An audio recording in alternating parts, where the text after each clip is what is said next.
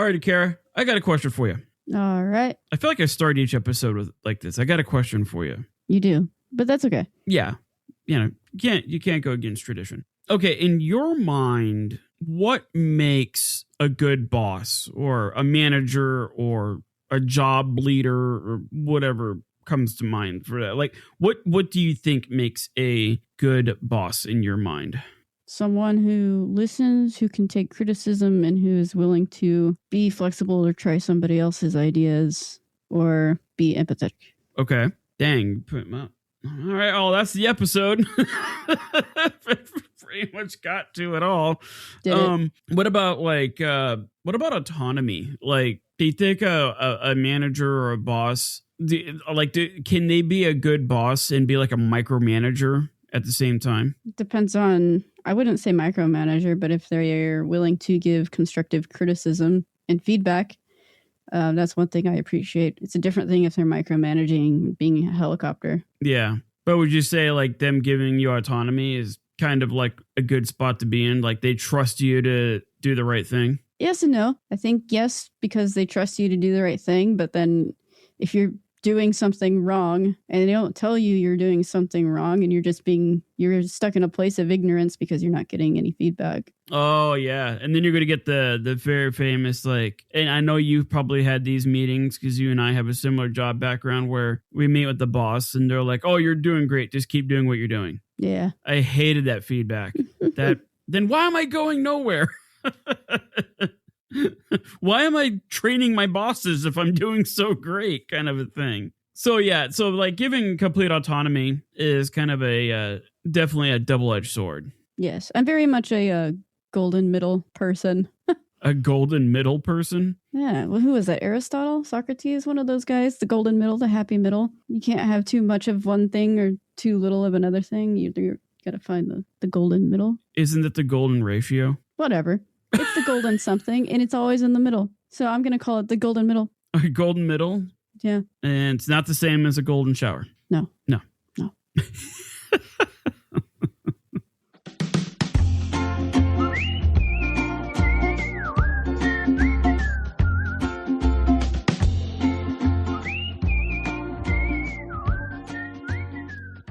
Welcome to the day's dumpster fire. We don't celebrate humanity's successes, but boy, do we celebrate their most fantastic failures. And I'm referring to humanity as though like I'm not a part of that species, but I am, where we celebrate our hardcore failures. So yeah, it's a podcast that really looks at people screwing up hardcore in the past so that when you screw up hardcore in your present, you can look at the past to not screw up your future instead of the present or the past. That got really confusing.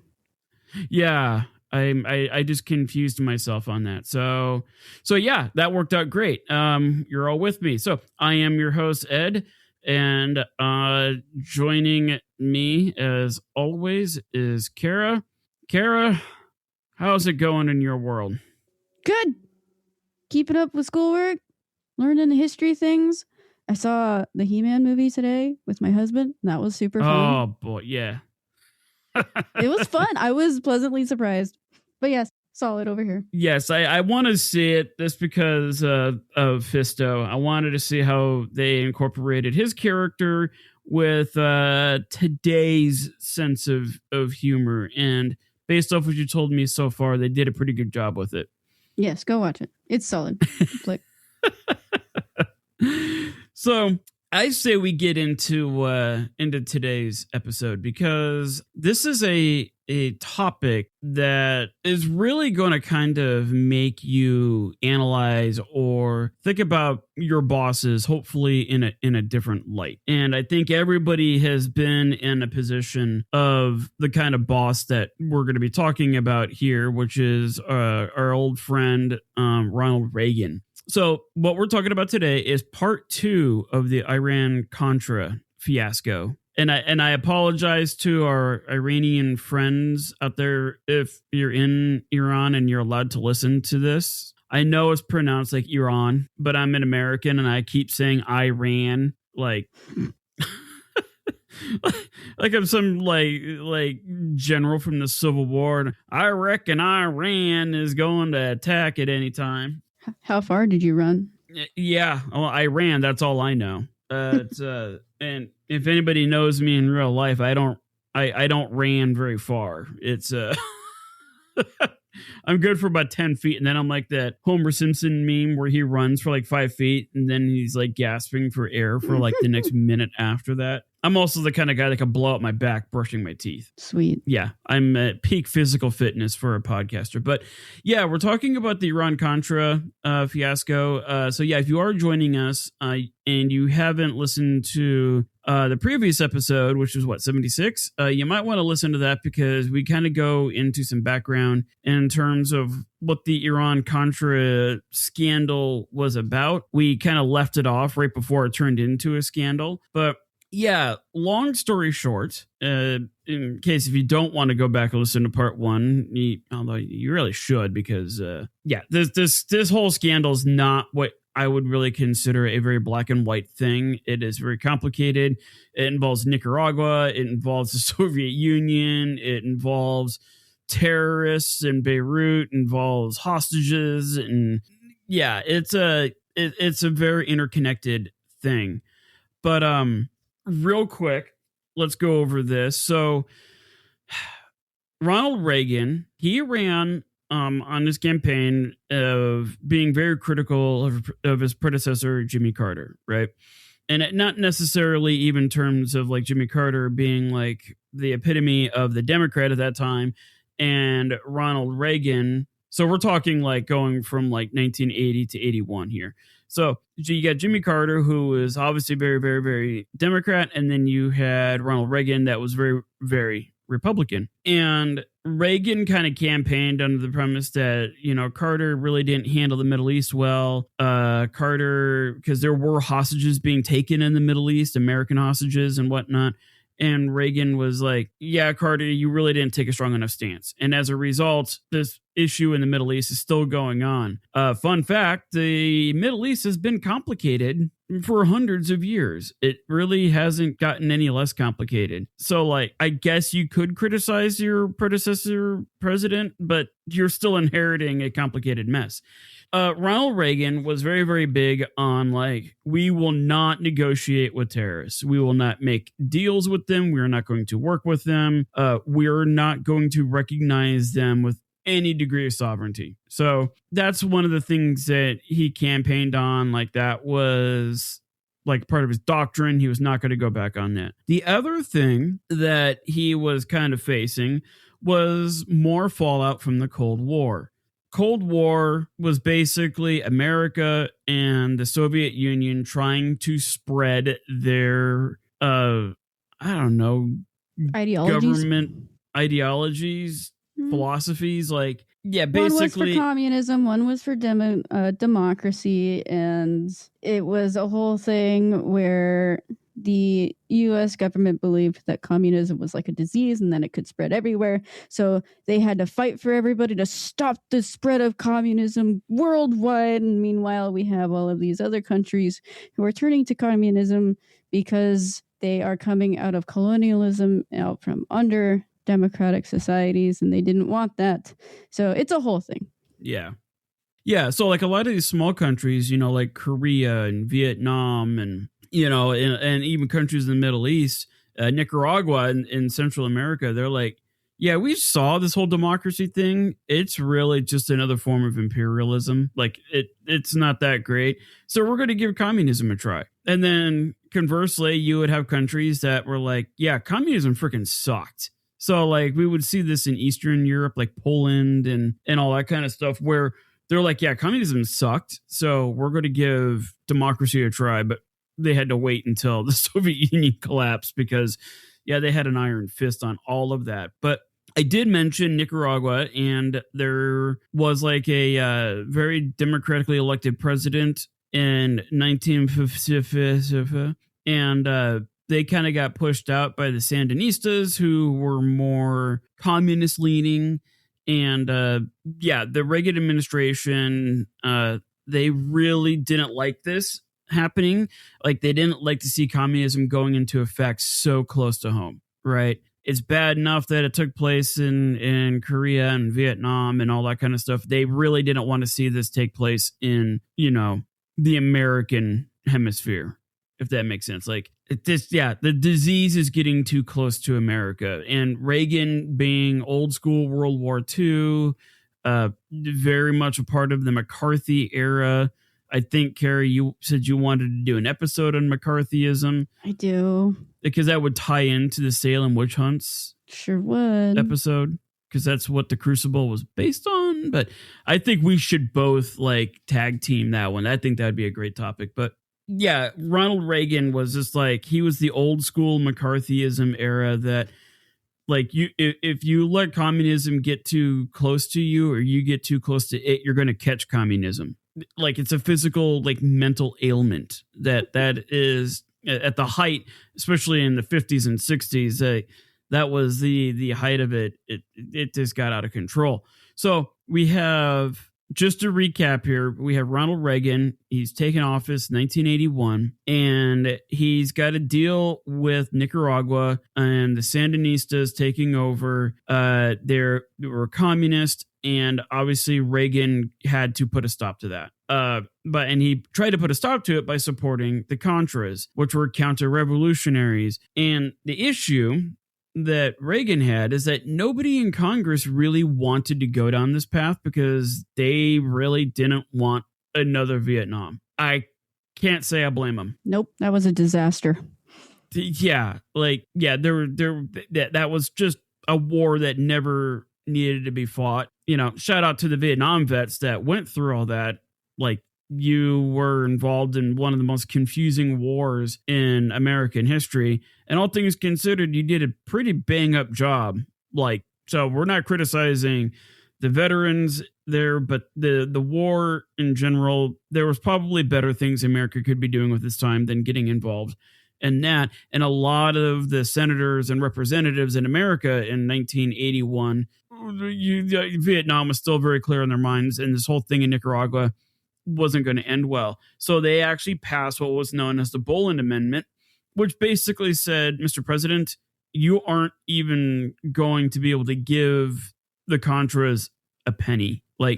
You're not giving them resources. You're not you're cut off. And even Reagan signed it.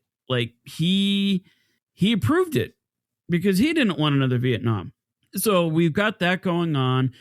And then in the Middle East, I just went over with Iran, and that whole thing is Iran isn't really a big fan of America at that time. They got rid of their royalty type of regime, and they became extremely religious conservative. And they were always viewed as kind of a threat to America. And they also supported Hezbollah, which is a terrorist organization. Probably seen them on the news recently. They supported Hezbollah, who were taking American hostages.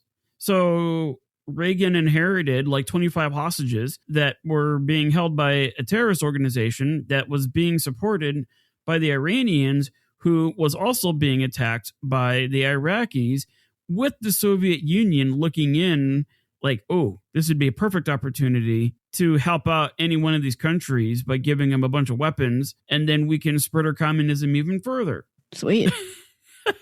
It sounds like this that, man, it must suck to be the president. I don't understand why anybody would want this job, because that's a lot of stuff to take on. And that's not even including the economic issues that were starting to come up in the 1980s, and the extreme division of wealth, and the rich got richer, the poor got children. Please tell me you know what that quote is from. It's 11 o'clock at night, so not really at the moment.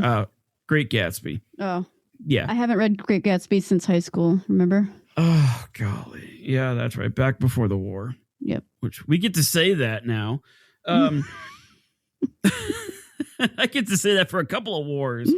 But yeah, it is a very convoluted mess, and the Middle East has always been like this. And I don't I get a little irritated whenever the media portrays this as like, oh, the Middle East is like this because of the Democrats, or the Middle East is like this because of the Republicans. No, the Middle East has been like this because it is a group of cultures that think nothing like America, and they think nothing like Europe. Mm-hmm. They have their own beliefs, their own religion, their own philosophies, their own way of doing things. And it is a complicated mess because you got the rest of the world meddling in the Middle East and denying them how they want to live. And I think that was probably, now that I say, I think that was probably one of the root causes of the Middle East being so complicated. And I hate to say it, but I think the whole conversation of, hey, what's happening in the Middle East wouldn't even be a thing if there wasn't so much oil there. I feel like after World War II, like if there wasn't so much oil in the Middle East, it would have just been, all right, Israel, here's some land, we're out. Go do your thing. Because that's another thing that complicated the whole Middle East was, what do you do with the surviving Jews from the Holocaust? Like, they need a home. So what can we do? I know. Let's go into the middle of Islam country and take land from them and then give it to the Jews. What could possibly go wrong?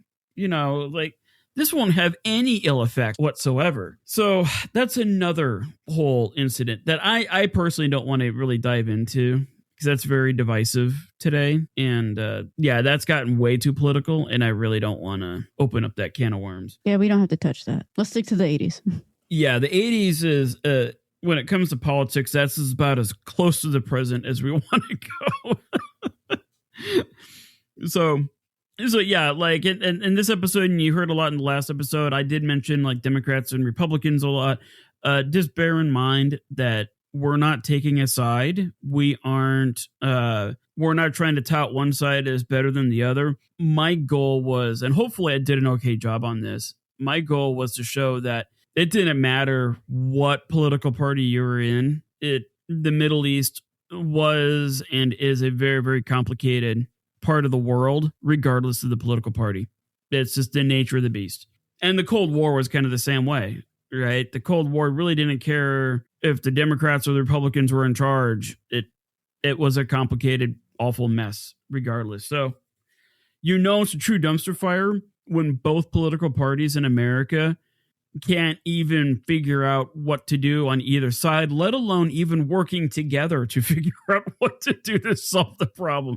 That is like chef's kiss, perfect dumpster fire material right there. And that's kind of what Ronald Reagan was in the middle of when he got elected. So that was the previous episode in a nutshell. Again, if you want more details on it, go check out thedaysdumpsterfire.com. Got all sorts of goodies on there. Karen and I have been really hitting that website hard, updating things, putting new features on there, including a new link that you will see on each episode. So go check out part 1. Now, let's get into part 4, because right now I just listed Reagan's 2.5 promises. Promise number 1, got to stop the spread of communism in Nicaragua. Cool. We're going to do that by supporting the Contras. Cool. But we can't support the Contras because Congress said we can't. Okay. So we've got that promise. Then promise number 2, we've got American hostages in the Middle East being taken by terrorist organizations, or an organization that's still around today. All right, cool. We got to free those hostages at all costs. Awesome. But we can't talk to the terrorists and negotiate with them. This is productive. Yeah, like this is a rock and a hard place kind of a thing. So, you know, we've got that going on. So we've got those 2 promises, and then we've got like promise 2.5, where Iraq seized the opportunity to invade Iran and kind of start this 9-year-long war between the 2 countries that ultimately put Iran in a really, really tough spot in terms of resources. So they got to the point where they needed to reach out for help, but they weren't necessarily too fond of America. But it's not like the communists or the Soviets were going to really let them practice their own religion as well. So Now we've got the Soviet Union that was looking to get involved in the Middle East. So again, we got to stop the spread of communism. So it comes full circle, right? Yay. How the heck do you figure this out? Stop communism. That's how we do it. Well, yes. Yeah. Just write that on a piece of paper. That's it. And you're good to go. Put it on the sticky note. Yeah. Things to do today. Stop communism. Perfect. Well, how did Reagan navigate this? And, well, the answer to this isn't what you would think.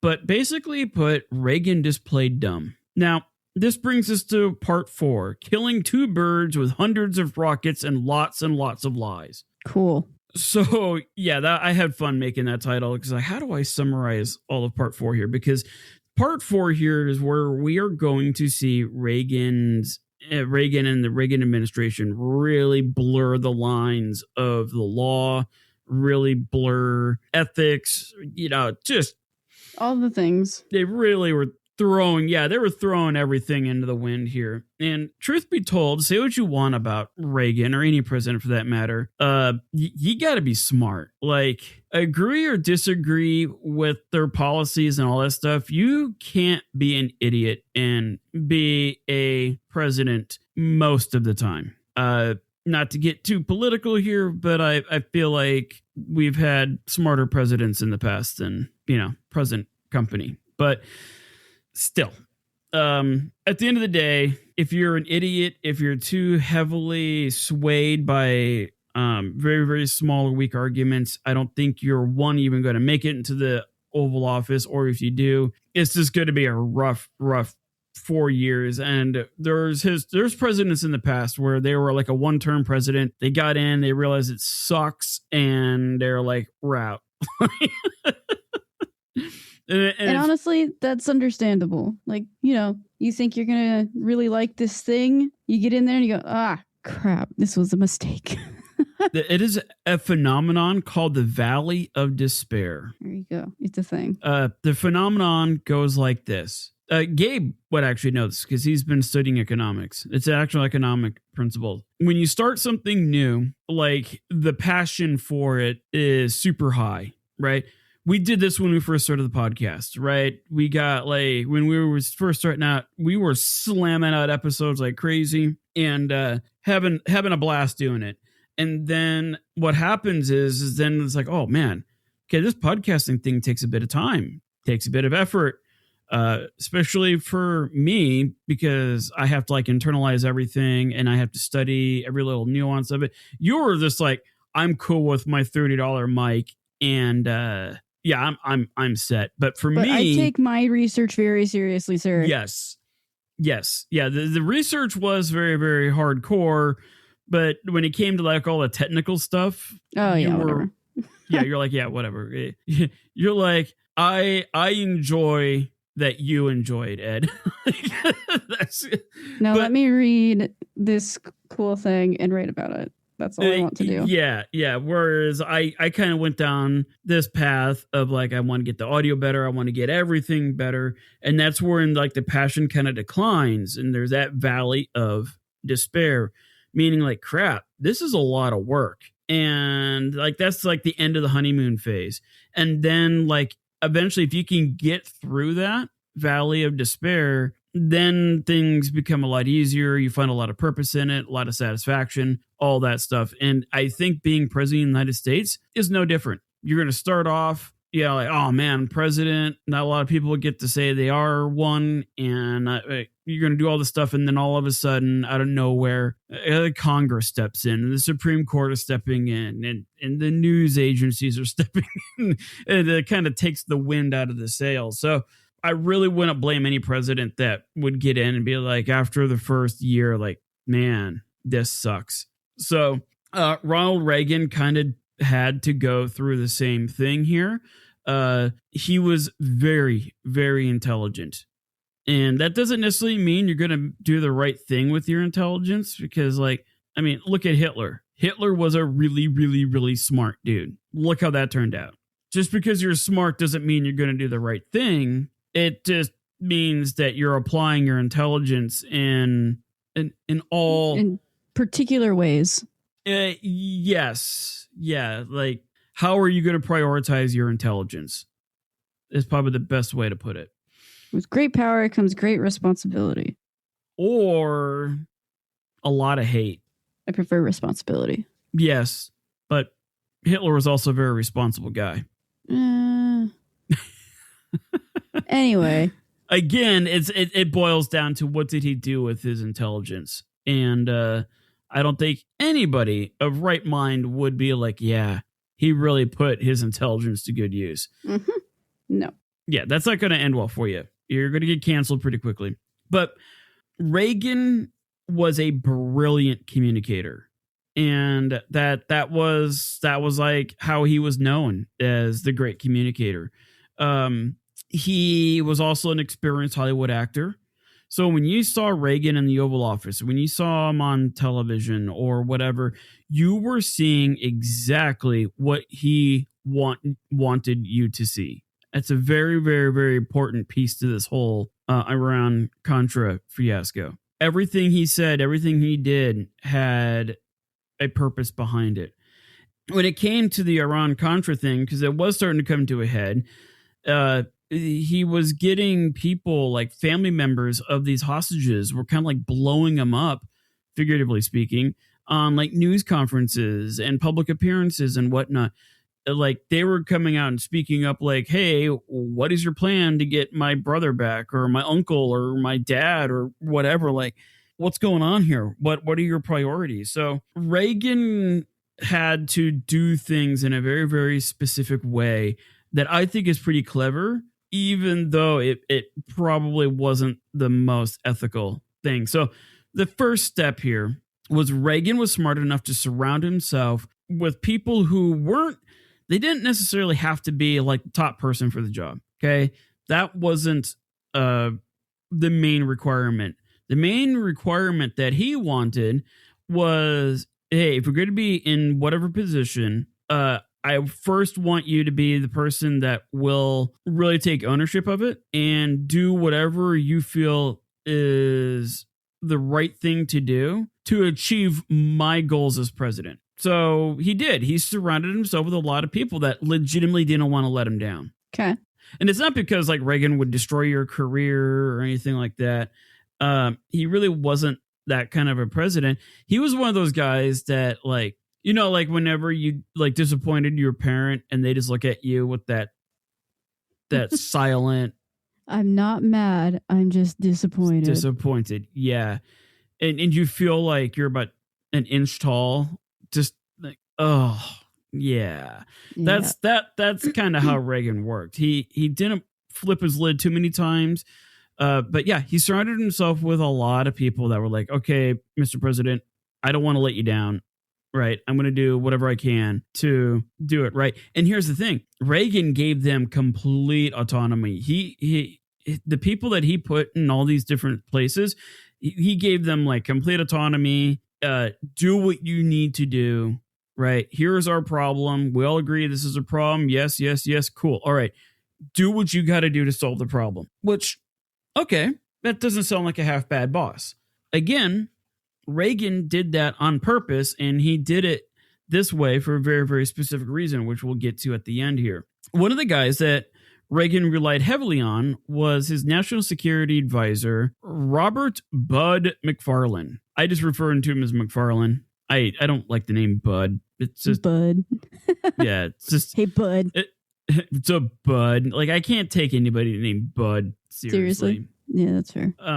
But I also too, I when I was writing notes for this and I got down like to like the final pages, I noticed that with MacFarlane, sometimes I'll put in his first name and I replace Robert with Seth. Oh, that's funny. Yeah. Like, no, that's a vastly different guy than this Robert MacFarlane. It's a very different human. A few years apart. Everything is different. So then I had to go back and fix all that because we do post our notes. You go to our website and you look up our episodes. Kara and I put all our notes, like our outlines on there so that you can see our sources. You can see how I'm very lackadaisical when it comes to citing my sources. I just put the link down, and Kara's more like, it's Chicago, right? Yeah. Yeah, okay. Yeah, so like Kara is very Chicago, very formal, all that kind of stuff. I think she just mainly does it for practice, right? I do it for practice, and because I don't know if I said this last episode on the pod or not, but whenever I listen to a podcast and I think, oh, that's really interesting, I want to read more about that. Where did they get that information? Where'd they get that source? And then I go to the website and it's not there or whatever. I can't find it. I get disappointed because I wanted to read it. So it's more like, well, maybe if I'm the nerd who goes and looks for sources, I'm sure there's another one out there somewhere. So yeah, we got Bud MacFarlane here. He was selected by Reagan for the position in 1983. After he had a long military career, he served two tours in Vietnam as an artillery officer. Artillery officers in Vietnam were very, very busy people. Mm-hmm. Like, his artillery was like the American shield during these battles.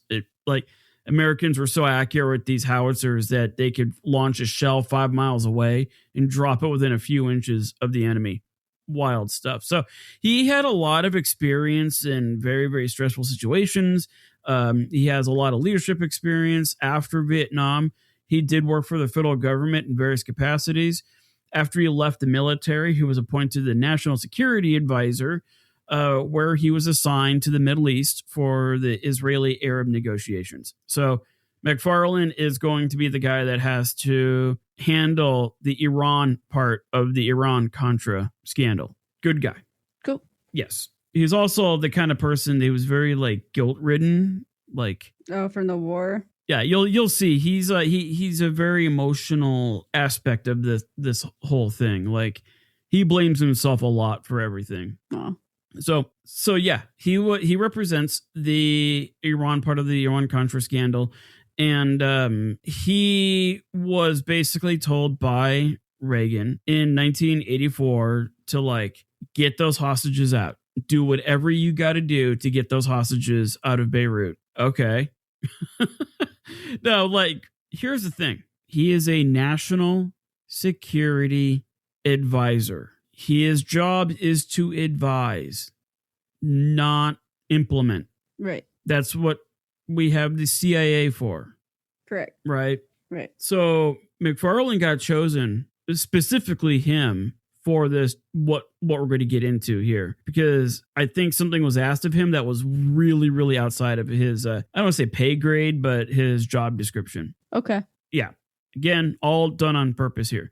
So while racking his brains to figure out what he was going to do to get the hostages out of the whole Middle East, Israeli intermediaries proposed the idea of America selling weapons to specific factions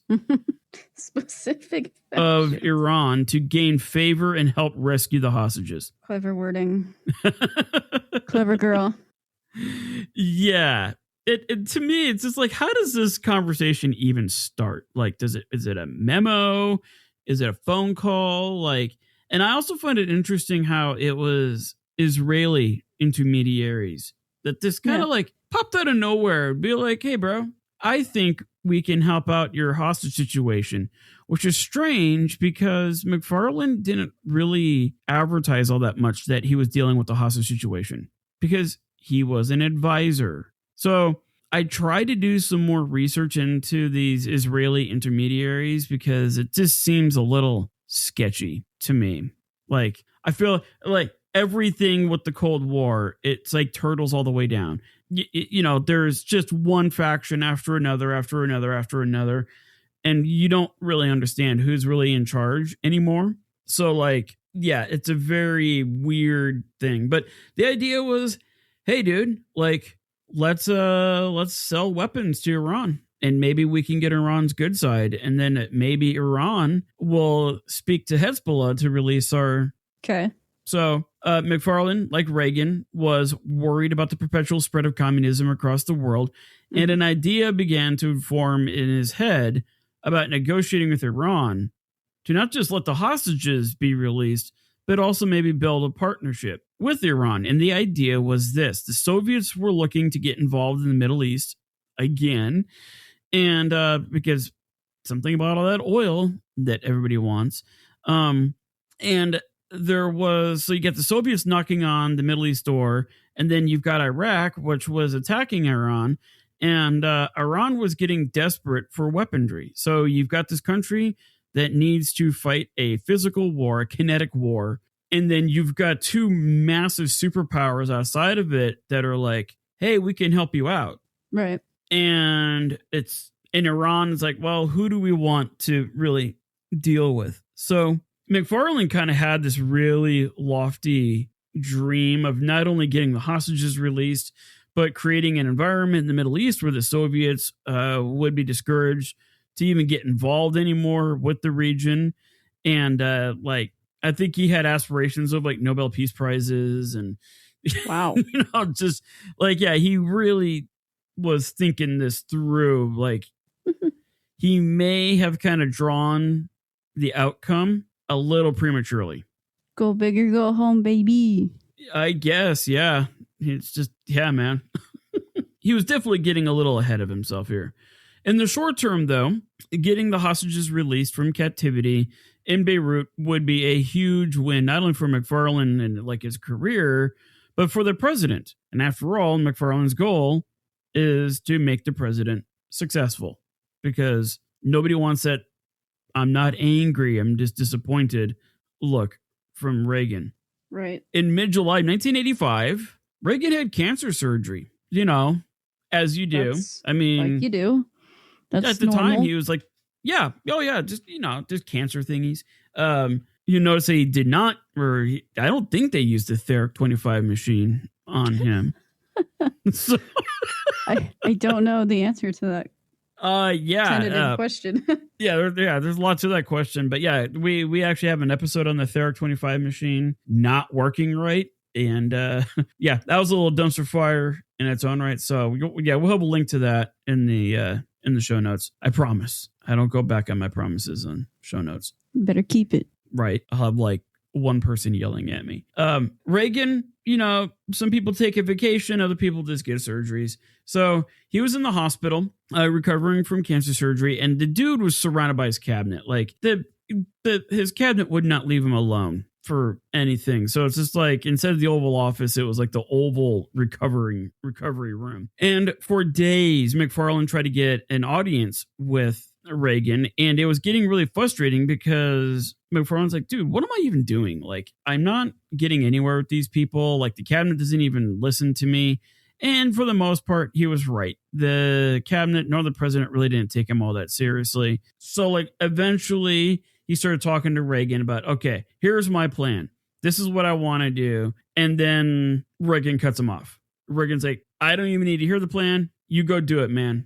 I have faith in you. You will get these hostages out. Do whatever you got to do. You do you, bro. Yeah, exactly. It's like, don't you want to like sign off on the plan first? Is it, no, I trust you. Do what you got to do. Interesting. Okay. So yeah, homeboy got like, got like a free pass to just do whatever he needed to do. All right. As an advisor. Right. Like, okay. So that was all MacFarlane needed. And he arranged to communicate with an unscrupulous arms dealer by the name of Manushar Ghorbanifar. Ghorbanifar claimed that he had like the ear of Iran's high-ranking leadership, and Ghorbanifar was like, "Hey, man, I can get you to the right people to get these hostages released." Ghorbanifar would work on releasing the hostages, and in return, the U.S. would provide 100 anti-tank missiles. Okay. And so now we are starting to make things happen now. Moving some things around, making deals. An advisor. Correct. Now making arms deals with Iran, which really wasn't viewed as an ally or friendly to America. Yeah. But hey, MacFarlane did his due diligence, and he presented it to Reagan. And Reagan's like, wow, that sounds like a good deal. Let's do it. Just keep the details to yourself. I don't want to know anything about this. Now enter the second person in this whole fiasco, Lieutenant Colonel Oliver North. Oliver North had a long military career himself, highly decorated, competent guy. But this guy had loftier ideas of success and what it would mean for Reagan. So, like, Oliver was a lot like MacFarlane in that, like, man, I really, really want to, like, make the president successful because I don't want to let him down. And the big difference between MacFarlane and Oliver, Mr. North, I should say, was that, like, North was really, really involved with the Contra issues in Nicaragua. Cool. All right, so we got one guy in charge of Iran who's an advisor, and another guy in charge of Nicaragua who's an advisor. Yeah, this is good. Oh, good. Okay. I just want to make sure a security I'm still... advisor. I can't remember exactly what the guy's title was, but yeah, he was heavily interested in helping the Contras when Congress said, no, you can't help the Contras. And they're both going for the Peace Prize, apparently. Yeah, by selling weapons. Yeah, that's good. Yeah, hostile countries. Yeah. So North also took the idea of success at all costs, and he probably took it a little too far. By August 15th, 1985, North hit a snag trying to get missiles into Iran by international authorities. So basically, North was like, hey, MacFarlane, I can help you get weapons into Iran. I know people. Like, I know people in the CIA. And in the process of trying to get these initial orders out of these missiles, the international authorities were like, what are you doing with 100 missiles in a military plane? Like, why are you going to Iran? Honestly, I don't blame them for asking the question. Yeah. Yeah. It just screamed sketchy. Yeah, they basically told him, like, sorry, you can't. No, you're not doing this. You're not under a military plane. You're not transporting these into Iran. That's just too sketchy. Yeah, it's one of those things that would get you in the newspaper for all the wrong reasons. So North was undeterred, and he called up his friends in the CIA, who were a little upset as well that there was hostages in being held by Hezbollah. In fact, one of those hostages was a guy by the name of William Buckley, who was like a CIA chief and had passed away in June due to the torturing of the Hezbollah terrorists. So, like, one of their CIA's like top leaders was a terrorist who was tortured to death. The CIA was like, okay, you want to get 100 missiles into Iran, and Iran can help you get these hostages freed. Fine, whatever, we'll make it work. And they have the signatures necessary to move that kind of armament around without people asking questions. Okay. That is just wild to me to think about. Like, you have that much sway over international stuff. It's Cold War. That, like, the CIA can just write on a piece of paper to international authorities, like, yeah, no, this is signed off by the CIA, you're good to go. No questions asked. Okay. I don't know. That, to me, that's called stupid power when you really think about it. It's the CIA, which was born out of the Cold War during the Cold War, so I'm not surprised. Yeah. Yeah, it was they had a purpose, and they did it very well. They probably were so good at what they did, it was at times probably a detriment. So there are some CIA stories from the Cold War that I wouldn't mind doing some episodes on, because, dude, when something goes wrong with the CIA, it is epic. I can imagine. It doesn't happen often, but boy, when it does go bad, hold on to your butts, because it gets scary. So the only problem with this little plan that, like, MacFarlane contracted North, who was more invested with military operations in Nicaragua, who then reached out to the CIA to get anti-tank missiles delivered into a hostile country to America, like Iran, who would quote unquote, maybe help free hostages in Beirut. Yeah, it's just getting a little out of control here. And this is just the tip of the iceberg. And the problem is that now the CIA was involved. Like, they now have their signatures on the whole ordeal, put together by two advisors. The administration could not negotiate with terrorists or assist them in any way to get the hostages out of captivity. And America lives literally doing all of that now, if you think about it. America was giving resources to a hostile nation. In return, the terrorists that were being supported by that hostile nation would then free the hostages. Which means they were negotiating with terrorists? Indirectly, yes. Cool. In theory, they haven't really broken any laws, but it's not a hard jump. It really isn't a hard jump to be like, you're negotiating with terrorists after you said you weren't going to do that. It gets a little crazier now because this Ghorbanifar guy, he's like working the situation. We later find out that he was actually working over the Americans and the Iranians at the same time. Ooh, double crosser. Yeah, this guy had like no scruples. He was not interested at all in doing the right thing. All right. North hit a little snag. When they finally got the weapons over, Ghorbanifar changed the terms of the agreement at the last second, like literally. And and this should have been expected from Ghorbanifar. Instead of 100 missiles, Iran now wanted 500. Oh. And instead of releasing all the hostages, only one was going to be released. Wait, no. Yeah. No. And I'm thinking of Empire Strikes Back, where Vader is like, I'm changing the terms of the agreement. Pray that I don't change them further. Yeah. I kind of get that vibe. Yeah. Going on here. Yeah, Ghorbanifar, we're going to see. He really makes the whole situation much, much worse by like changing things. And like he was selling weapons.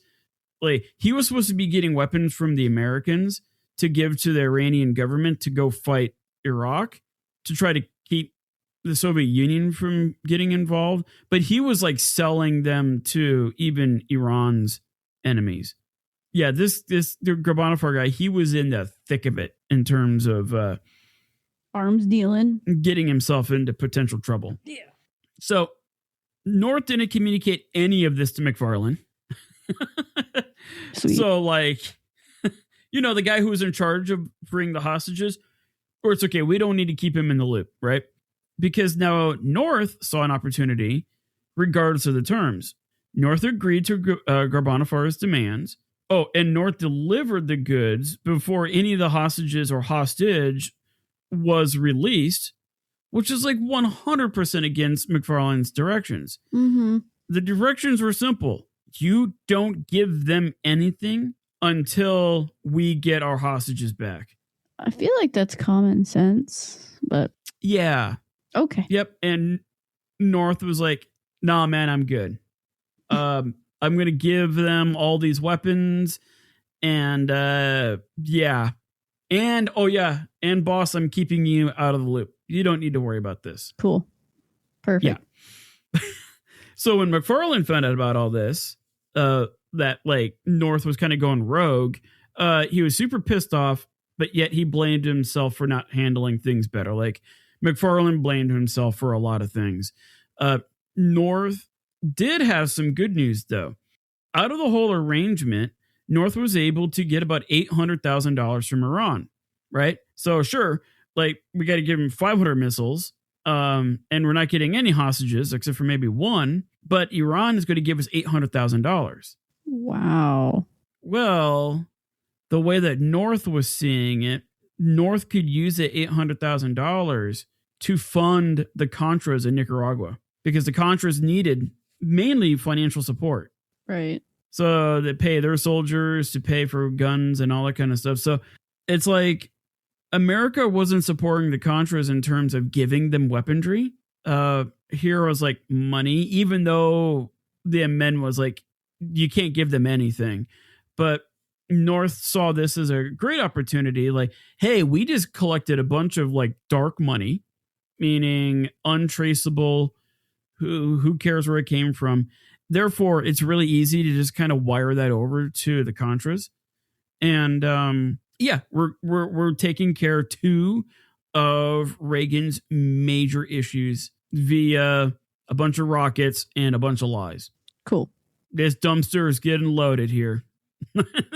we're just piling it on. So yeah, and North was like, well, hey, at the end of the day, I work for the president, and I'm going to help the president deal with the whole Contra issue, very underhanded, very discreetly, and all that stuff. The only problem was that the Reagan administration was completely blocked by Congress to provide any aid, whether financial, personnel, and or weaponry. Right. That was like taken straight from the amendment.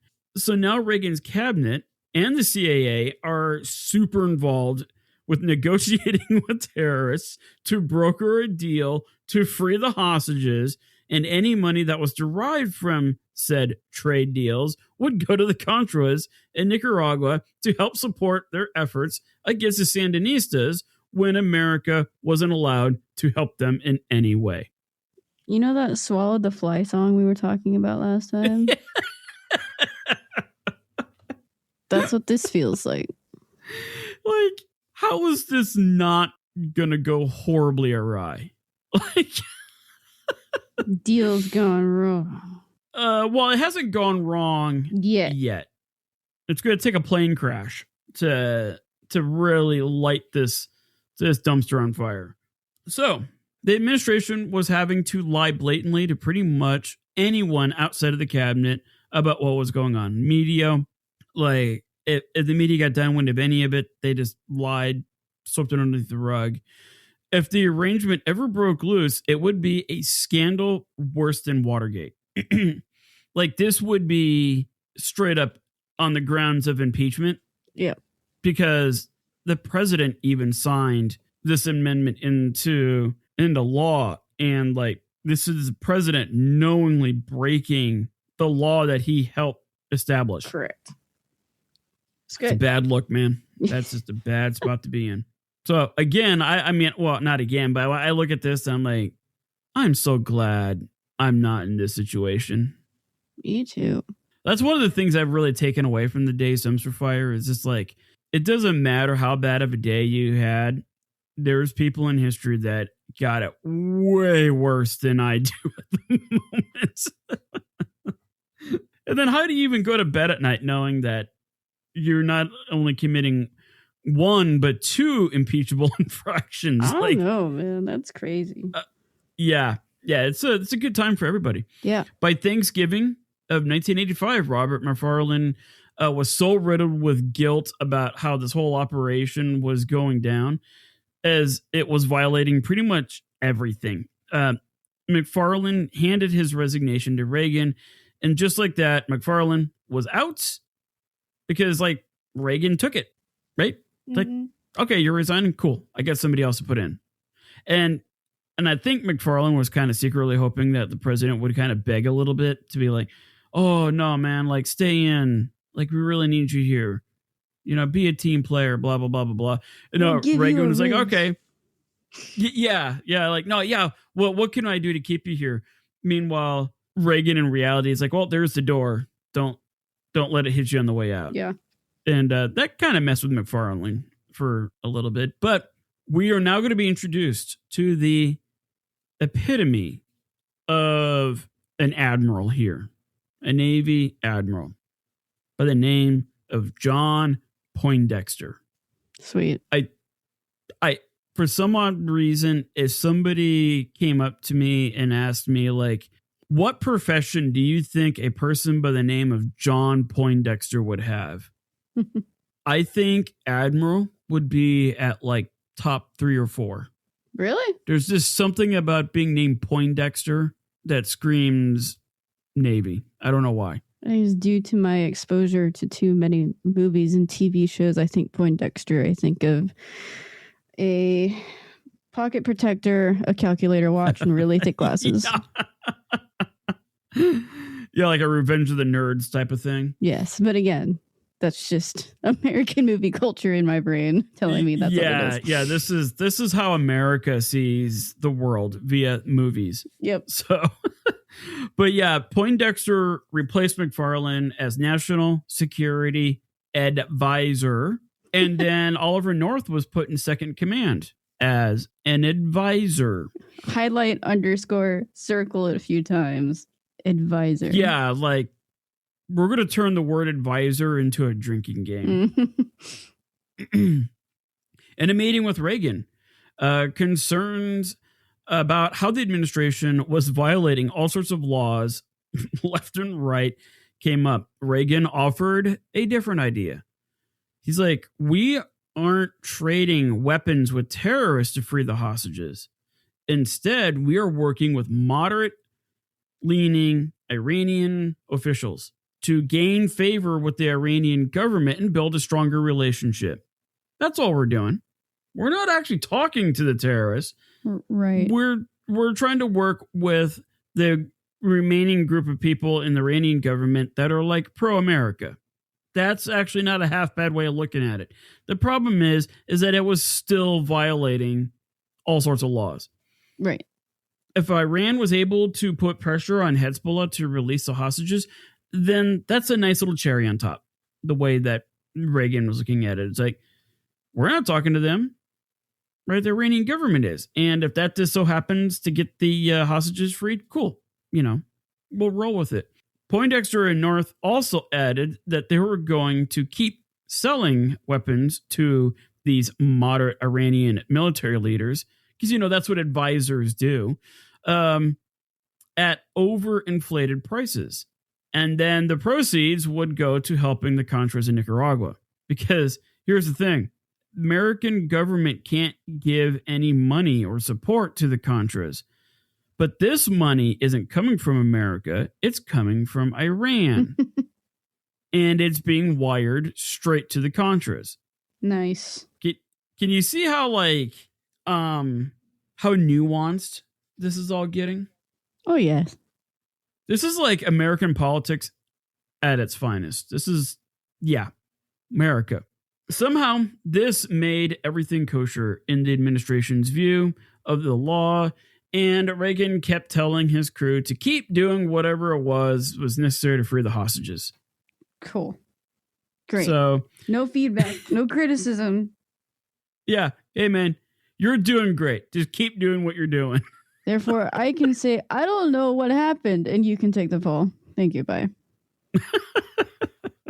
Think you're starting to catch on here to why Reagan served 2 terms and was regaled as one of America's most beloved presidents. Well, one of them. Yeah. I do study history. So. Yes, you do. And like 10 other people in America do. Yeah. Not in the 1980s. So between August of 1985 and November of 1986, a total of 8 weapons trades took place, with over 2,770 missiles and spare parts being handed over to the Iranian government. In return, the U.S. received $30 million to help the Contras. Cool. And 3 hostages were ever returned. Wow. But there was at this time, I think there were 7 or 8 of them left out of the original 25. A couple of them died.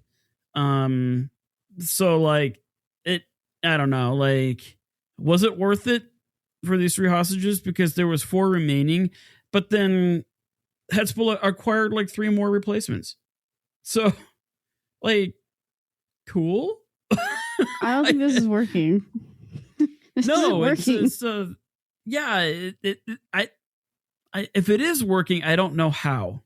If the terrorists are still taking hostages, but technically speaking, 3 of them got released. So only for cool. 30, what kind of, I don't know.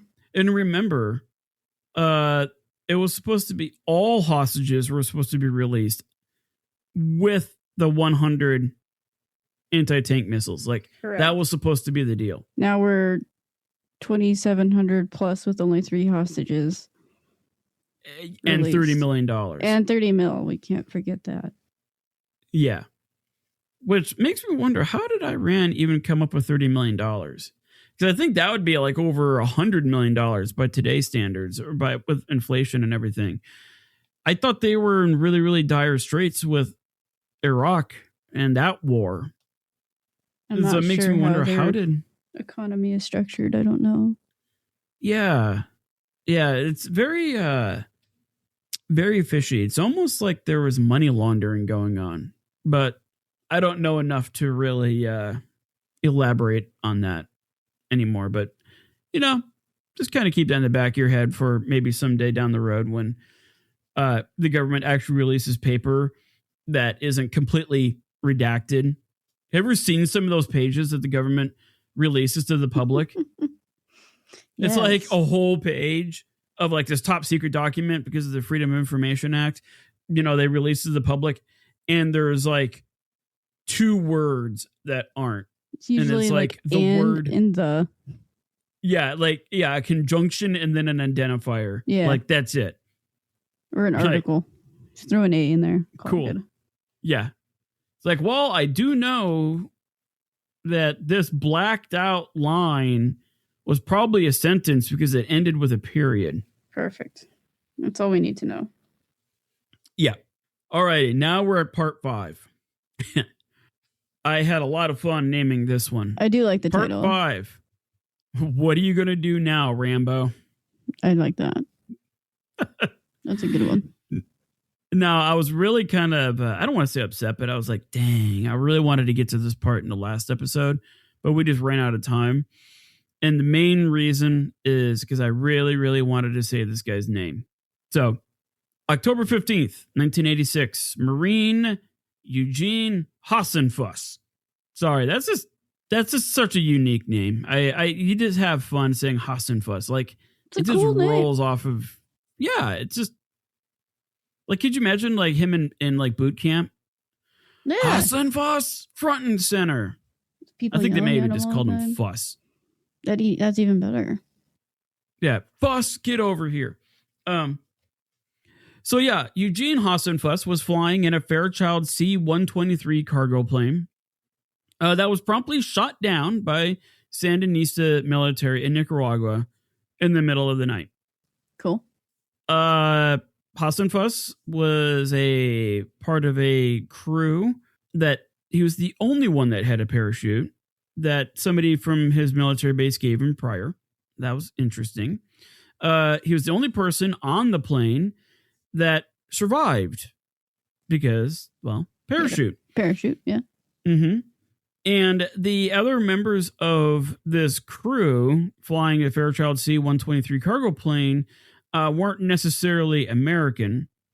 And they also knew what would have happened if their plane ever got shut down and they survived. I think the other crew members were like, we would rather die than be taken by the Sandinistas. But Hasenfuss was, here's your parachute. Go get him, Tiger. You got this.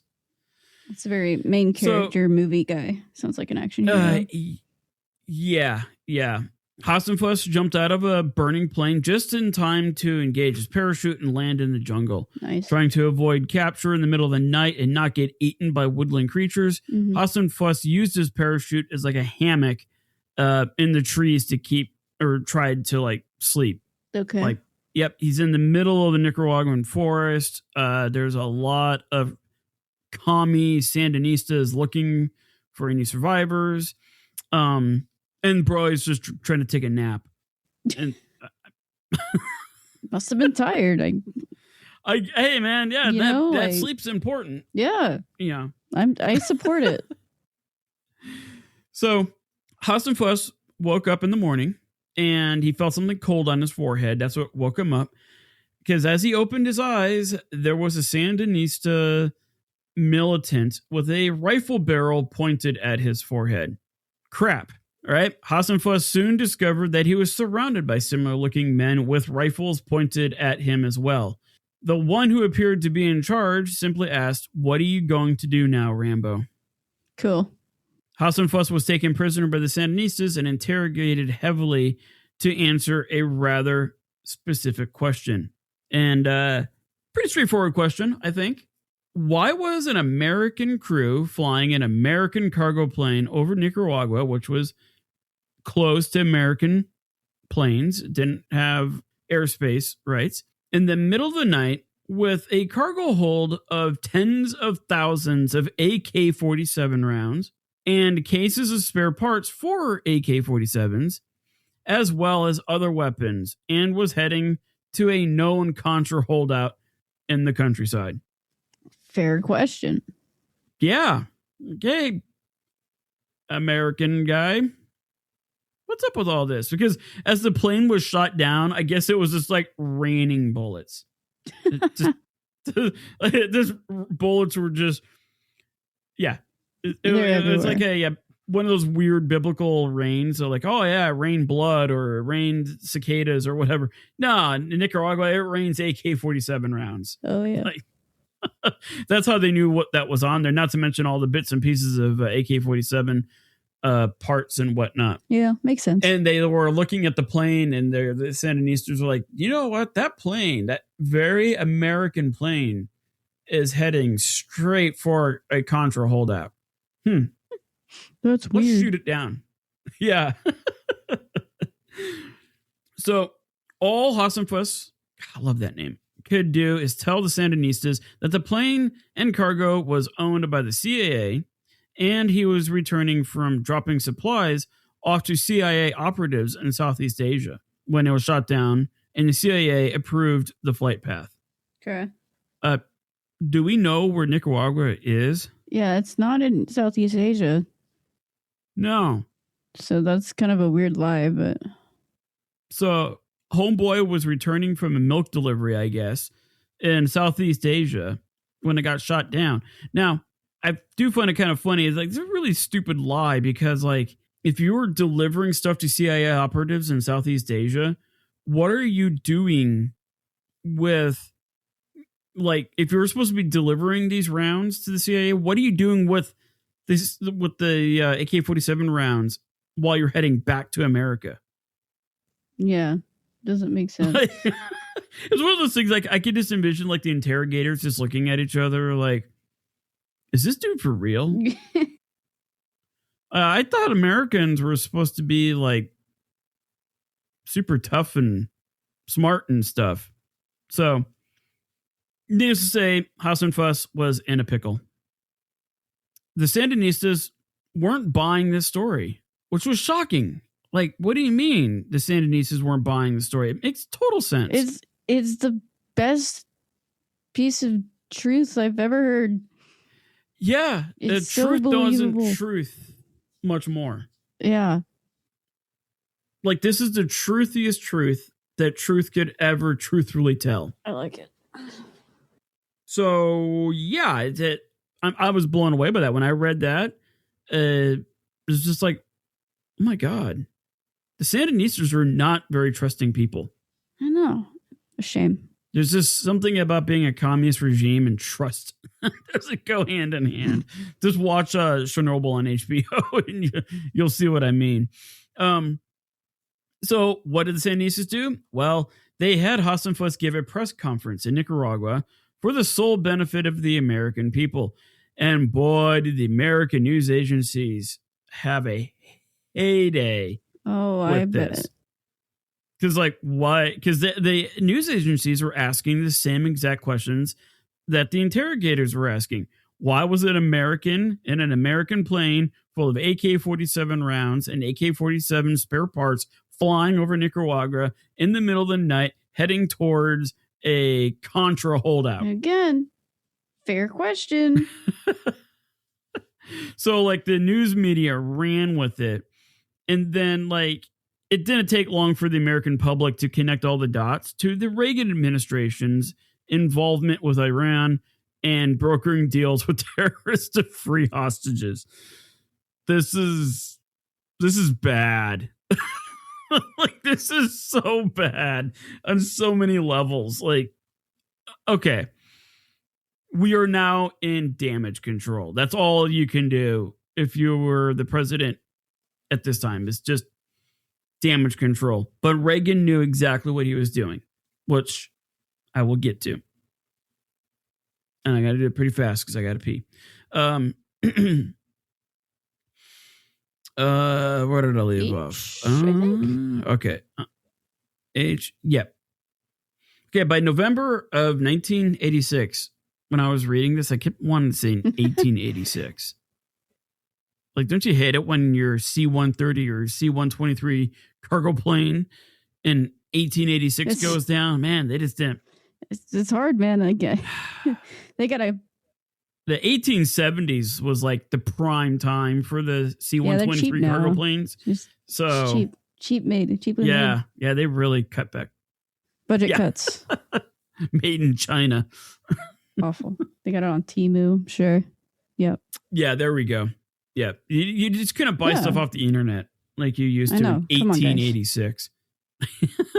So by 1986, the Reagan administration was neck deep in a quagmire of journalists and investigators who quickly and accurately pieced together why that cargo plane was flying over Nicaragua in the middle of the night, carrying AK-47 rounds and AK-47 spare parts. Reagan's administration didn't receive any sort of relief when the Lebanese newspaper, the Ashura. Okay. Shura. I think it's Shura. I think you got it the first time. Yeah, there's no H at the end of it, so I don't know if that's how you pronounce it, but hey. It's all good. Ashura. God, I'm tired.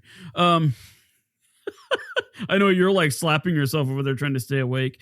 I know, I'm trying. Yeah, we're almost done here. Sort of. But anyways. So the Lebanese newspaper Ashura published a story about a massive intelligence leak that involved unnamed American figures working with the Iranian government to sell them weaponry in return for money and the promise to free American hostages. Gets better and better, man. The cat was out of the bag now. It was actually, no, this wasn't a bag with a cat in it. This was a bag or a pillowcase full of cats. Right. That's what this, yeah. Can of worms. Yeah, whatever you want to put it. Yeah. Yeah, it's it's a mess. Hot mess. A dumpster fire. Yeah. Yeah, this is where dumpster and fire are now one and the same. There you go. Most Americans aren't that surprised that the hypocrisy is a part of federal day-to-day dealings. Like, that's just how it works. To this day, America's like, okay, yeah, whatever. We know you're doing shady arms deals and whatnot. Like, most Americans are understanding of that. They don't necessarily agree with it, but they're like, yeah, it's just what the government does. What most Americans were shocked, though, they were shocked that Ronald Reagan was at the heart of these two egregious acts of political inauthenticity. And I did Google inauthenticity. That is actually a word. Yes. I know. You're good. Reagan won the election by marketing his honesty and integrity to the public. He wasn't a career politician that Washington, D.C. He wasn't a career politician that Washington, D.C. was used to seeing. Okay. He was an outsider who promised to introduce integrity back into the White House. That was like his thing. He's a direct talker. He's going to lay it out for you. He's going to be honest with you, right? He's not a guy that's been in politics for 50 some odd years and can barely remember his name or not blue screen in the middle of a news conference. Right. Like some other politicians out there that we know.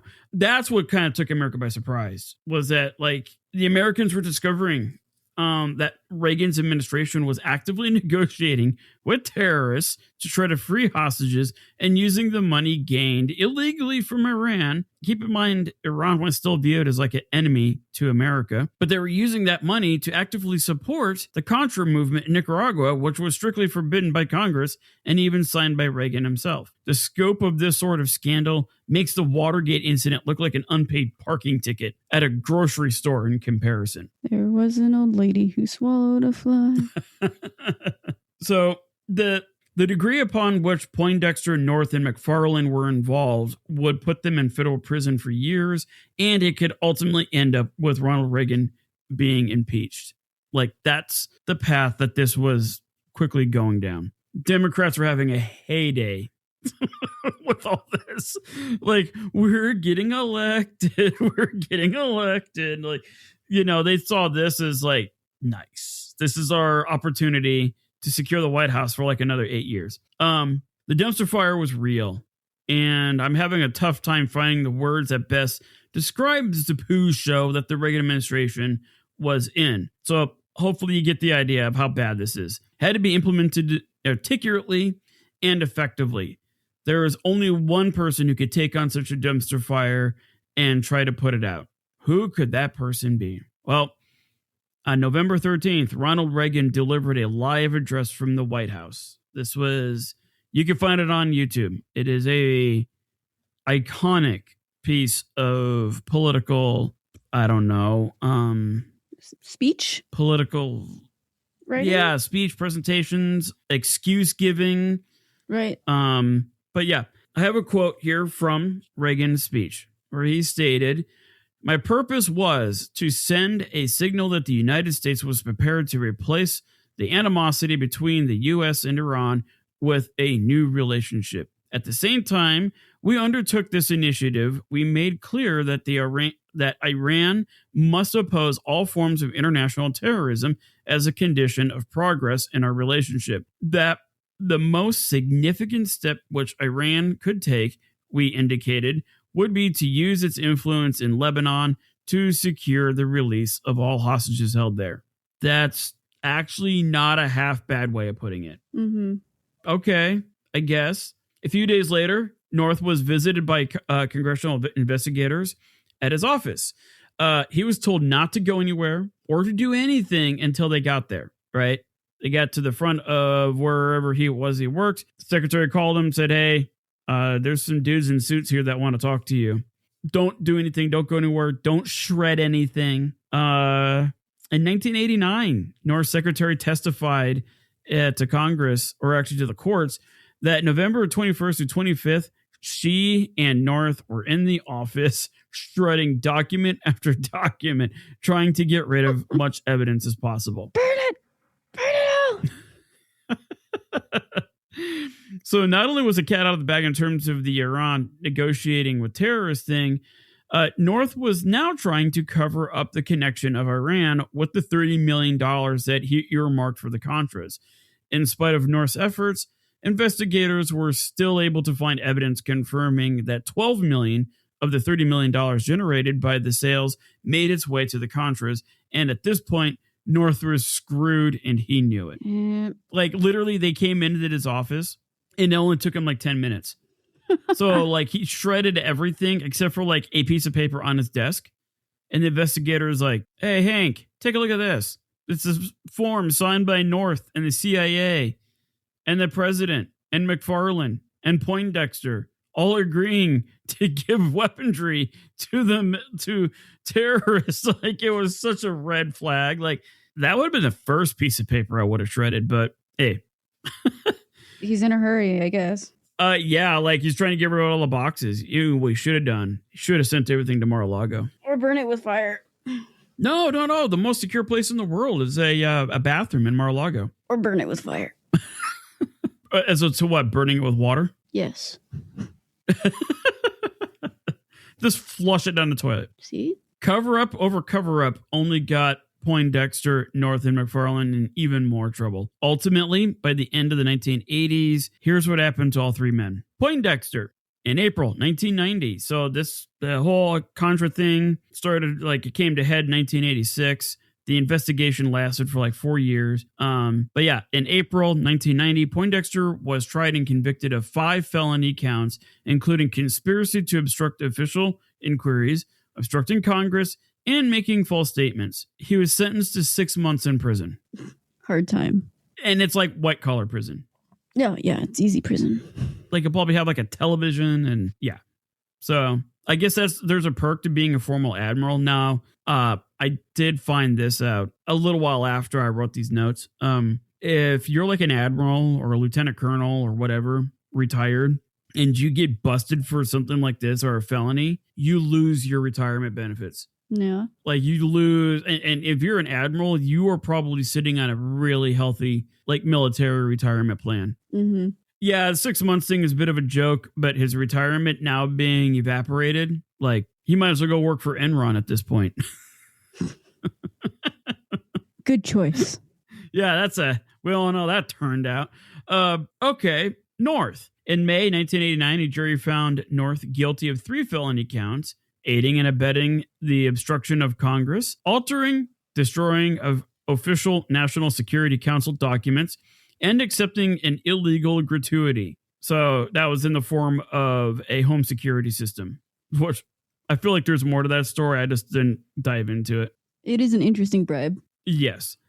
He was sentenced to a suspended prison term of 3 years of probation, a $150,000 fine, and then 1,200 hours of community service. Okay. I feel like if you and I did this, Kara, we would be like executed. Oh, with my luck, yeah. We'd be thrown in jail for like 180 years. Just life plus. Yeah. MacFarlane. Unlike Poindexter and North, MacFarlane chose to cooperate with the independent counsel's investigation early on. And he kind of ratted out people. He's like, you're not going to break me. It was them. I saw them do it. Just literally how fast that happened. In March 1988, he pleaded guilty to 4 misdemeanor counts of withholding information from Congress regarding the administration's secret efforts to support the Contras. All right. So, okay. There's actually, you can watch the broadcast of North's like congressional presentation or whatever. Like North held to his guns. He's like, if I was going to do this all over again, knowing where I'd end up now, I'd do it in a heartbeat. Right? I'm supporting the president. I'm ending communism being spread around. I'm doing my job. Like he really doubled down on it. Meanwhile, MacFarlane's like, sorry, my bad. I promise not to do it again. It's just so it is important to note that none of these men actually really served any time or even had to pay anything. When George Bush Sr. lost his re-election attempt, so after Reagan, then it was Bush for 4 years, but then he lost his re-election attempt, and that's when Clinton came in. Bush Sr., as he was a lame duck now, basically pardoned all 3 men in terms of their contributions to the whole Iran-Contra affair. Both Poindexter and North were set loose as well because the judge and prosecution didn't explain the accusations clearly enough to the jury, thus violating the Fifth Amendment and nullifying their crimes. And MacFarlane was simply pardoned. Lovely. Yeah. Why Bush Sr.?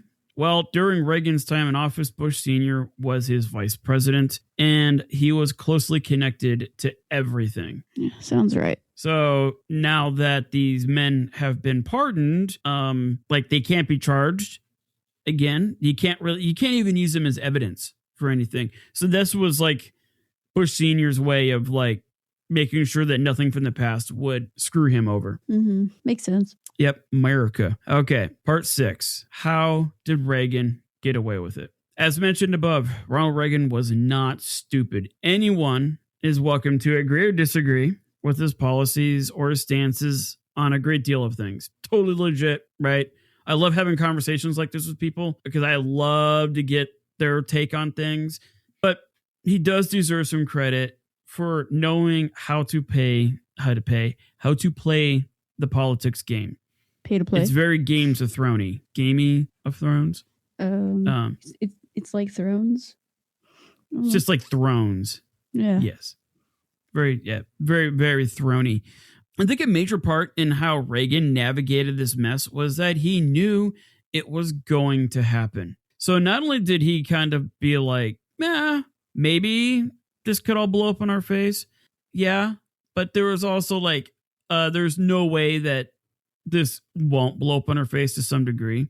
So he knew it was going to happen to some extent. There is no way that administration that had two different but related violations of congressional ethics and laws could keep it a secret for too long. The lid was going to fly off sooner than later, and it will happen at a very important time, like right around an election, for example. America is riddled with, like, if you look at when scandals happen or get reported on, it's always at very, very specific times. Like past issues would come up, or prior grievances would come out of the woodwork, like usually right around like an election or a government appointing or whatever. This always magically comes out around that time. I also have a feeling that when Reagan was making those promises during the campaign, that he knew that achieving those objectives was going to be very hard. I think it was further solidified when he actually got elected and sat in those security meetings where he got the true scope of how complicated things were. Remember, like the first episode here, like he could say anything he wanted, but he didn't have a security clearance. So he had no idea what was really involved. And he probably got out of that first meeting like, oh, suddenly all the things that I said in the campaign trail, it's going to be a lot harder to pull off than I thought. To help with this cause, Reagan surrounded himself with folks that had one thing in common, and that was a burning desire to not let the president down. Who cares if you were like a cart collector at a grocery store? As long as you're in this position to not fail the president, that's like the number one requirement. Cool. How many times have we seen that at work? You know, you got people that are absolutely inept at what they're doing. However, they solely support and blindly follow their manager without question. Yeah. Yeah. We've seen this so many times. Usually that blows up in their faces. Yeah. Whenever you take a person with that level of commitment and then you give them complete autonomy to do what they need to do, and that's the big thing, is what they feel is important or what they need to do, you're going to create a situation where like anything is possible. The kicker is what happens when those subordinates overstep or take instructions from the boss a little too far. Like carrying out CIA plans as an advisor? Yeah. Okay. Or as an advisor, telling the CIA, hey, we need you to deliver this cache of missiles. Mm-hmm. Not either like, one. Hey, we advise you to do this. We're ordering you to do this. Right. It's not a suggestion. Yeah. Yeah. Yes. This isn't advice. This isn't like dating advice. This is totally overstepping. And that is exactly what happened here. Reagan didn't let MacFarlane really flush out any of his ideas before giving him the go-ahead. All Reagan did was tell MacFarlane that the ultimate goal was get those hostages freed, right? By any means possible. Reagan was always clear on that, because who could argue that freeing the hostages wasn't worth doing? Like, nobody's ever going to sit there and say like, yeah, jerk, how dare you free those hostages? Like, nobody's going to criticize that because they're American hostages. They need to be freed. So MacFarlane was given both the approval to proceed with his plans before he could actually get them laid out, and filled him with a high moral high ground, you know, like Obi-Wan and Anakin, I have the high ground. Filled him with a great deal of moral high ground to do what is right by most people. So that was kind of like the secret sauce there. Same thing with North. Hey, man, this is what we need done. And then I need you to do whatever you need to do to get it done. And I give you like the moral blessing of a god to be like, hey, man, you do what you got to do because you are doing the right thing. You are saving lives. That's how crusades start. Yeah. A lot of things start and never end. To take it a step further, Reagan also did the same thing with North and Poindexter. Both guys wanted to achieve what they felt was the ethical thing to do, even if it meant breaking the law. This is the tricky part, is like, you've got ethics and laws. Ethics state we got to rescue these American hostages. The laws state that the way that you're doing it is illegal. And this is a perfect case where ethics and laws don't necessarily go hand in hand. Put that one in your back pocket. Just because your boss tells you something doesn't mean it's going to be right. And then what do you do to navigate that when you do conclude that, hey, man, this is super sketchy. I don't feel comfortable doing this. Yeah. Right? It's a tricky thing. And the answer to that is the number 12. Okay. Not 42, but 12. Yeah, no, it's really 12. Okay. Got it. Yeah, 42 is just too big. It's got to be 12. So I don't know what unit. I don't know anything else, but yeah. 12. 12. Yep. Okay. All right. Okay. But what about accountability for their actions? Well, this is where experience paves the way. All Reagan had to do was not let his subordinates tell him enough of their plans. So like you caught on earlier, Kara, so that he could simply claim that he had no idea of what exactly was going on. Yep. Like plausible deniability. Yep. So yeah, I had no idea what they were doing. Or if I did know, it wasn't until like 100%, that's for sure. Like these guys they went rogue. They did their own thing. I wanted them as advisors. So Reagan, to a very small degree, was telling the truth. Between you and me, though, he knew exactly what he was doing. Right? Yes. It's manipulating the situation very easily. Yeah, he's just playing the game. Yeah. That's all he's doing. To prove that this is what was going on. Holy cow, there's a lot of tenses there. Reagan actually approved that bipartisan investigation. So when I mentioned earlier that he probably knew that this whole thing could blow up in his face to some degree, he even went ahead and approved a bipartisan investigation into the whole Iran-Contra affair. Nice. The investigation that would determine to what degree Reagan was involved. Right. He didn't want to indicate that he was trying to hide anything. This was Reagan's way of playing up the whole honesty card in the public's eyes, because like the public would be like, well, he's got nothing to hide, right? He's an honest guy. So yeah, of course he's going to set up a bipartisan investigation. He's doing the right thing. Yeah. He's a good dude. What a guy. What a guy. When the investigation was completed in the late 1980s, by the way, it was called the Tower Report. The investigation, I don't know why, other than like maybe there was a dude on it by the name of Tower, but yeah, the Tower Report. The investigation concluded that there was no way Reagan could know exactly what was happening because MacFarlane, North, and Poindexter went quote unquote rogue, so to speak. These men were supposed to be advisors, not practitioners. In other words, these men should have never been in the position of wheeling and dealing with terrorists to free hostages and generate money to pay for the Contras in Nicaragua. And that is what the report showed.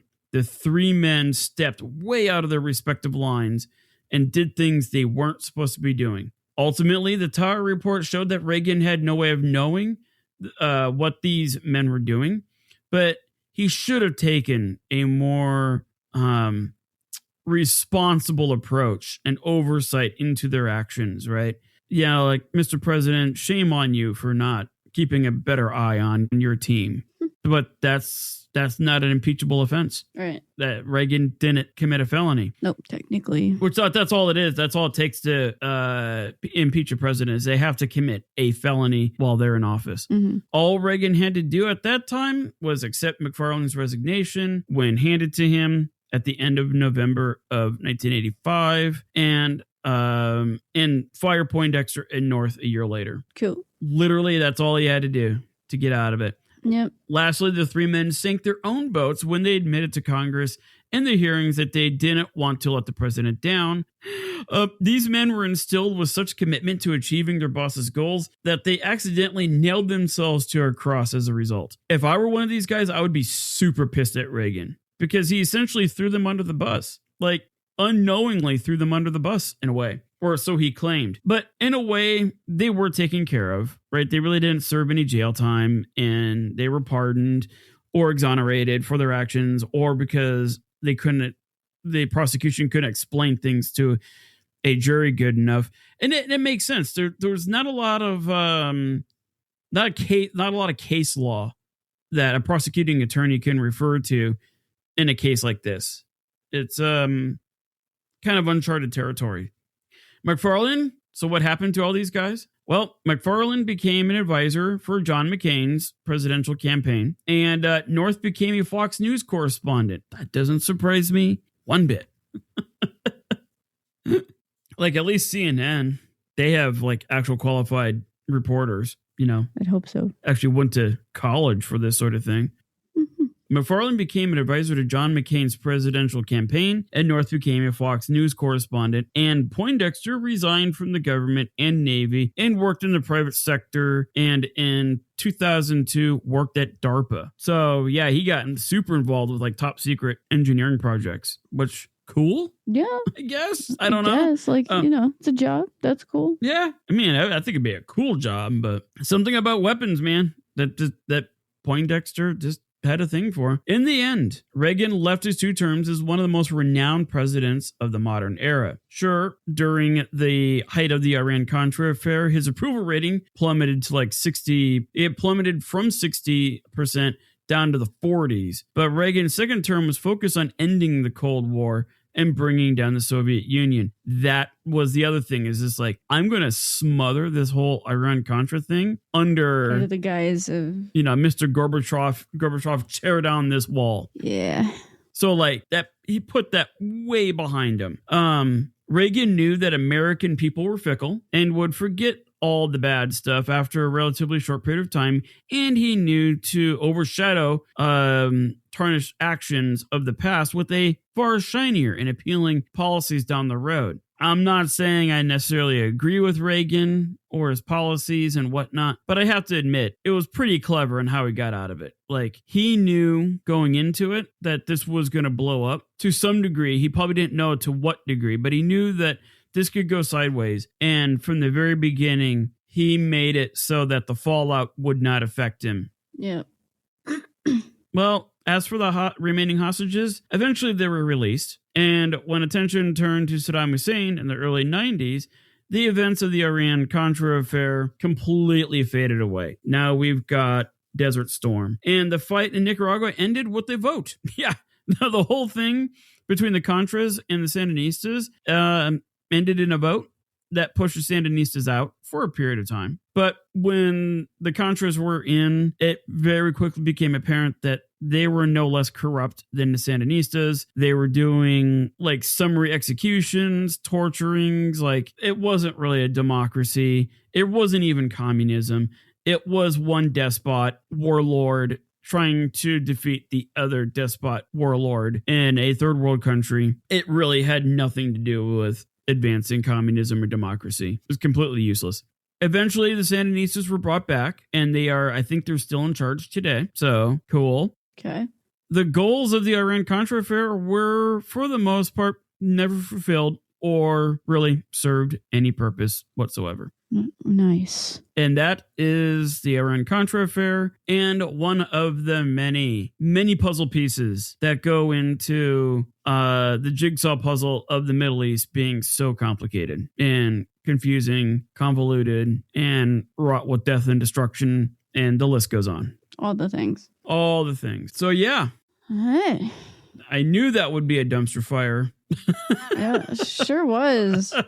I feel like it just waded through a dumpster on fire. Yeah, it was pretty involved trying to break it all down, because there's like so much stuff. Like, MacFarlane went to the Middle East, North went to the Middle East. They tried negotiating directly with these guys, and yeah, there was so much more that went sideways than just what I presented here. So yeah, a lot of the sources that I have on here, like, look them up, because they shed a lot more detail in terms of like, there's like dumpster fires within dumpster fires, to be honest with you. Oh yeah. It is a gnarly thing. So yeah, be sure to head on over to the davesdumpsterfire.com. Check out the website. You will see that our individual episode pages are being updated with a link at the top It will be highlighted red, so it stands out. And basically, that will take you to our support page. The idea is that we don't want ads. We're trying to avoid ads at all costs because who wants to listen to an ad? But instead, it's one of these things that if you feel that we provide some sort of value, right? If we educate you, we make you laugh, hopefully not put you to sleep. But hey, if we offer something to you that you enjoy and you get a few dollars sitting around not doing anything, you can click on that link either in our show notes or on our website that will take you to our little support page where, hey, you can give us a few dollars. It helps us support your favorite podcast. It makes it so that we can pay for like the web hosting and all that kind of stuff. So it would be kind of cool if the show, if we didn't have to worry about trying to figure out how to pay bills, we could focus more on like researching more and more dumpster fires. So go check it out. Yeah, we'll have a link for it in our show notes. We will have it also on our website. Be sure to check out the website because we are updating it with all sorts of new and cool things. And one of these days, Kara's going to be putting more artwork on there. Are you going to have like a special tab just for your artwork? Right now, what I have is in Kara's corner. Okay. So it's there along with some little extras that I've been adding to my episodes. Okay. Yeah, I've been kind of doing the same thing. I've been revisiting a lot of my older episodes, putting more stuff in there, more details. So go check it out. And then also do us a huge favor. Tell your friends, tell your family, try to find like 2 people that you think could really, really benefit from learning about historical screw ups, because like you may know somebody that could be struggling with something. Hey, tell them about the show. It may help them out in some way. And then of course, if you know anybody that dislikes history, yeah, put it out there. And worst case scenario, have them support the show. So Kara, what do you have coming up? I am going to bring about some fine culture for all of us. And I'm actually trying to decide how I want to do this, but I'm going to talk about the Hays Codes and film censorship in the U.S. I'm super excited about it.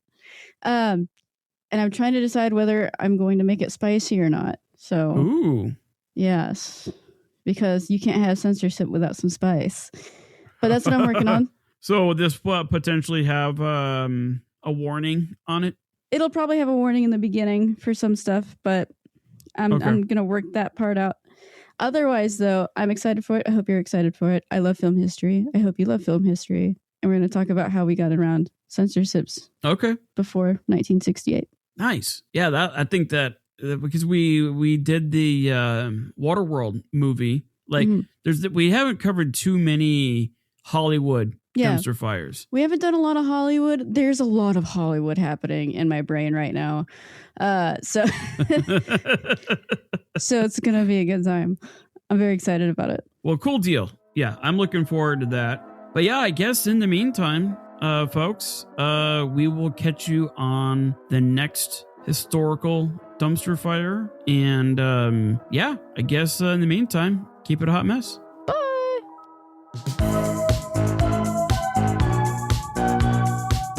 He would have done it all over again, knowing where he would end up, right? Man. My goodness. It's like Sturgis at your house right now. Crazy.